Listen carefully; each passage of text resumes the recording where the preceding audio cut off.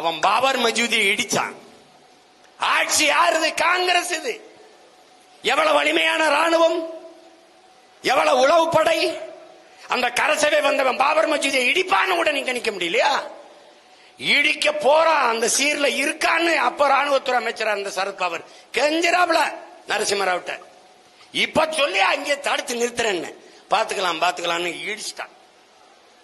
இடிக்க அனுமதிச்சது காங்கிரஸ், இடிச்சவன் RSS பாரதிய ஜனதா. அந்த வழிபாடுற உரிமையை முதல்ல தடுத்தது காங்கிரஸ். மோடி அடிக்கல் நாட்டினார் ராமர் கோயிலுக்கு, கங்க்ராச்சுலேஷன் முதல்ல சொன்னது காங்கிரஸ்.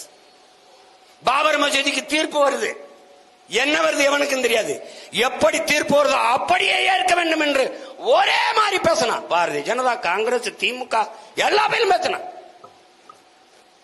இந்த நிலத்திலே ஒரே ஒரு மகன் தான் ரத்தாறு ஓடும், பெரிய கலவர வெடிக்கி சாவிங்க.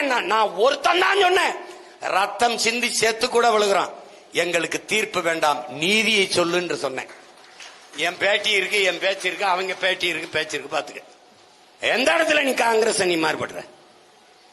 இத்தாலியில இருக்கும்போது சோனியா காந்தி கிறிஸ்தவர், நீ இன்னும் சோனியா காந்தி உங்க அத்தை மக, பெரிய தமாக, சின்ன தம்மான்னு நினைச்சிருக்க, அது கிறிஸ்தவ பொம்பளைன்னு நினைச்சிருக்க. நீ உன்னை எல்லாம் எங்க எந்த சலவையில வச்சு வெளுக்கிறது? உன்னை சொல்லு.